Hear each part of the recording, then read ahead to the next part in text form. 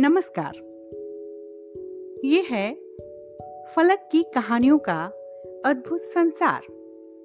किस्सा कहानी, कहानियां जिनमें हम लिखते हैं खुद को,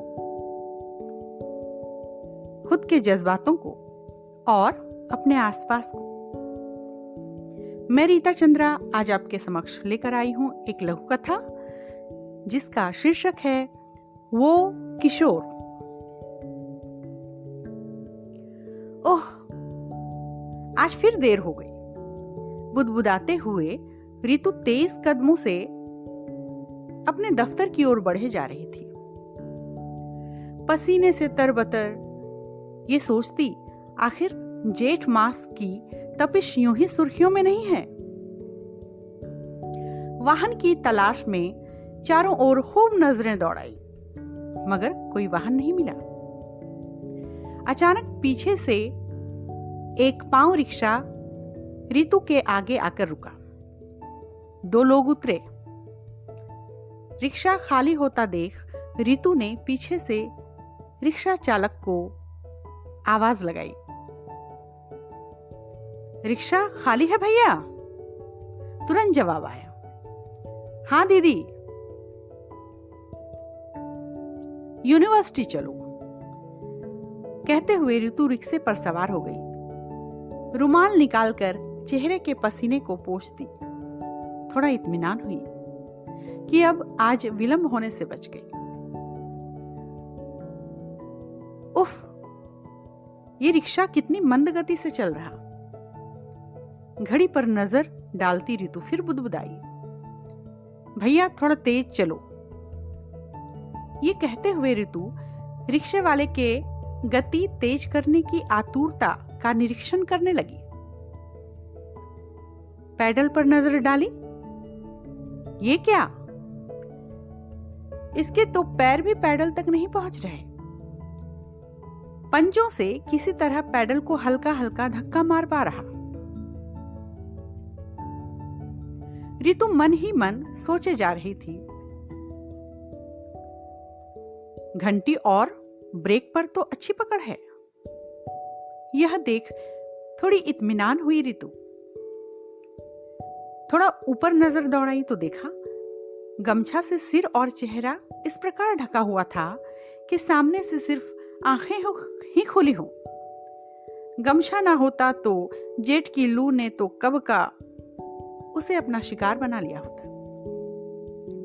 रिक्शा तेजी से चलाने का प्रयास अपने शिखर पर था। पैडल पर पंजों के थाप की संख्या जरूर बढ़ी थी, मगर रिक्शे की चाल नहीं। कई बार रितु ने सोचा, जब विलंब ही होना था तो मैं पैदल ही आ जाती, मेरे 6 रुपये भी बच जाते। यूनिवर्सिटी के पास ही एक कॉलेज के कार्यालय में रितु नौकरी करती थी।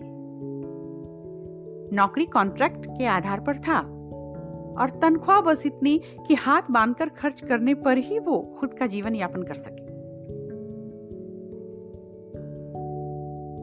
अब तक रिक्शा की मंद गति रितु को खिन्न कर चुका था। एक तिराहे पर रितु ने कहा, बस यहीं रोक दो। रिक्शा अभी थम ही रहा था कि रितु जल्दी से नीचे उतर आई। यहां पर छोटा सा गेट था जहां से रितु का कार्यालय सबसे नजदीक पड़ता था।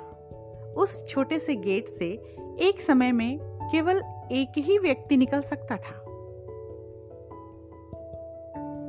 नीचे उतरते ही रितु अपने पर्स से 6 रुपये गिनकर मुट्ठी में रखी। हाल में ही रिक्शा भाड़ा 5 रुपया से बढ़कर 6 रुपया हुआ था। 1 रुपया कम हो जाए, इस गुंजाइश में रितु ने जानबूझकर रिक्शे वाले से पूछा, कितना हुआ? तुरंत जवाब आया, दीदी 5 रुपया हुआ। रितु भौचक्की होकर, अच्छा ठीक है कहती हुई रुक गई। रितु पहली बार उस युवक को देख रही थी। उस युवक के चेहरे को देखकर रितु अवाक रह गई थी। 14-15 साल का किशोर सिर और चेहरे पर बंधे गमछे को खोलकर चेहरे के पसीने को पोंछता हुआ महाविद्यालय के छात्रों की भीड़ में नए सवारी को ढूंढता हुआ धूप के थपेड़ों से पड़ी धुंधली आंखें उसकी इधर उधर भटक रही थी। सांवला रंग, जिम्मेदारियों के बोझ तले उस उम्र के चंचल नयन गंभीर हो गए थे। मूछ की हल्की रेखा का जन्म हो रहा था। आवाज का स्फुटन भी अभी उम्र की दहलीज पार नहीं की थी। मटमैल सा पैजामा और कमीज, किंतु माप से बड़ा। यकीनन किसी ने अपनी उतरन दी होगी और शायद इसलिए भी इसे पहना हो ताकि खुद को बड़ा दिखाकर परिपक्व रिक्शा चालक की श्रेणी में खुद को शामिल कर सके। धूल धूसरित नग्न पैर। दूर महाविद्यालय के मैदान में खेलते हुए हम उम्र लड़कों के शोरगुल पर उसकी निगाह गई। छोटी सी मुस्कान ने तुरंत जन्म लिया और पलक झपकते ही उस मुस्कान पर कुठारा घात सा हो गया। दूसरे ही पल उसने छात्रों की भीड़ में फिर आवाज लगाई, भैया चलना है, रिक्शा खाली है। रितु स्तब्ध थी। ये लो बाबू, कहते हुए रितु ने मुट्ठी में बंद 6 रुपये उसे दे दिए और तेज कदमों से गेट की ओर बढ़ गई। गेट तक जाकर रितु के कदम रुक गए थे। मन में एक तूफान सा चल रहा था। रितु का साक्षात्कार उस साक्ष्य से हो रहा था जिसे वो अब तक किताबों में या तो अपने बड़े बुजुर्गों से सुनती आई थी। किशोरावस्था की वेदना को दरकिनार कर आज एक किशोर अपने पुरुषार्थ को फिर से सत्यापित कर रहा था।